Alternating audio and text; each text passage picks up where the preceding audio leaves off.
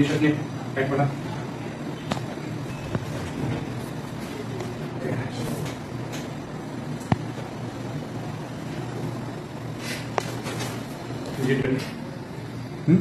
ঠিক আছে।